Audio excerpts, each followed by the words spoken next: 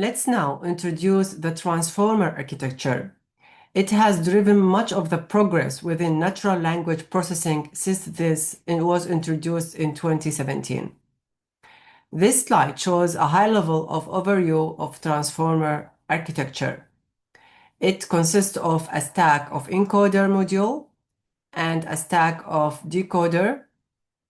We have also self-attention in the encoder and the decoder, which I'll talk about it in this video.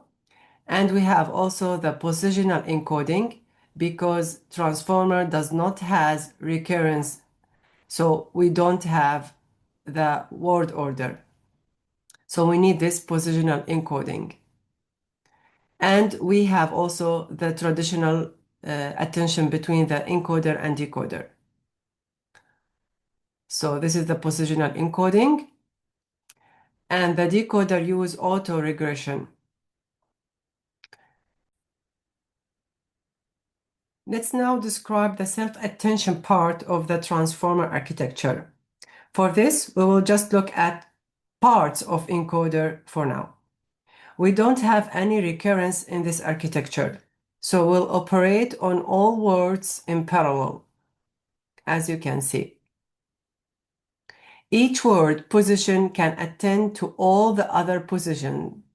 In the encoder-decoder attention, we saw that the value from the decoder were used to select the weights. In self-attention, the values from the previous layer will be used to select the weights for attention. Let's look at the single position in detail and how self-attention works.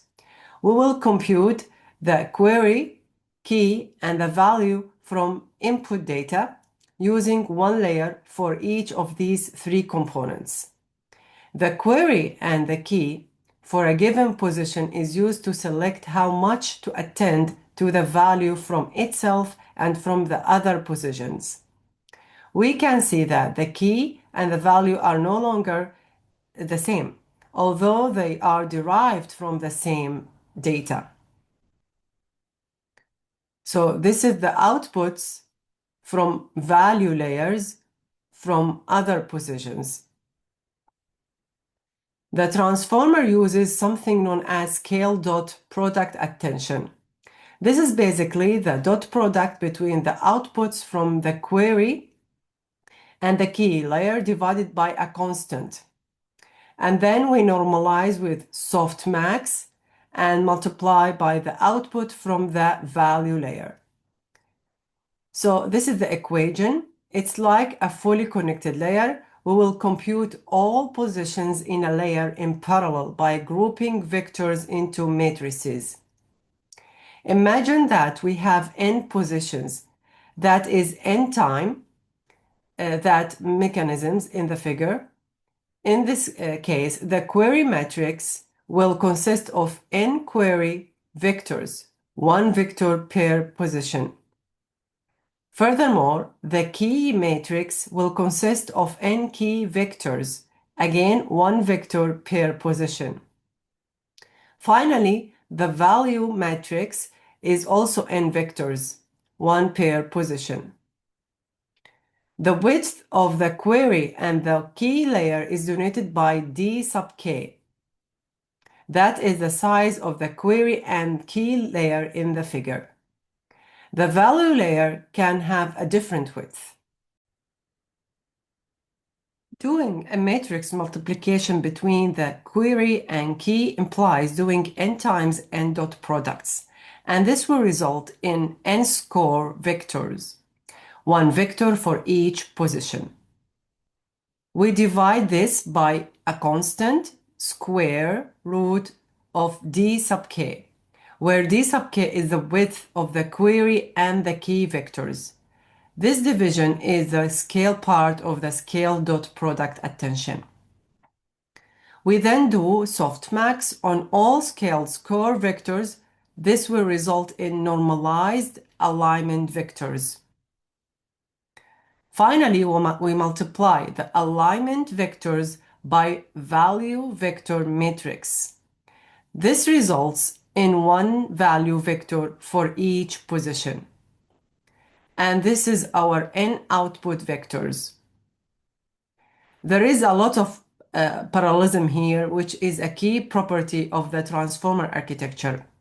All positions in a layer can be computed in parallel. There are no dependencies.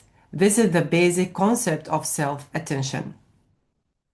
Now let's talk about multi-headed self-attention. For each position, we will have multiple attention mechanisms. In this figure, we have two mechanisms per position. So there is a different one for each head.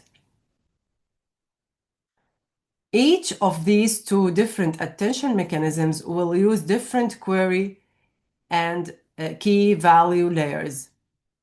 As you can see, this is the key and query and value layers. We have layer 1 and layer 2, and those are different.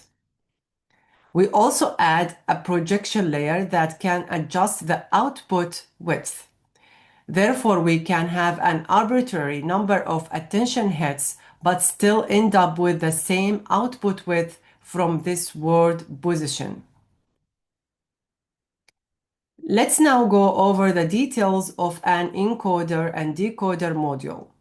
The encoder has the just described multi-headed self-attention, including the layer for key, query, and value, and followed by the projection layer that changes the dimensionality of the output.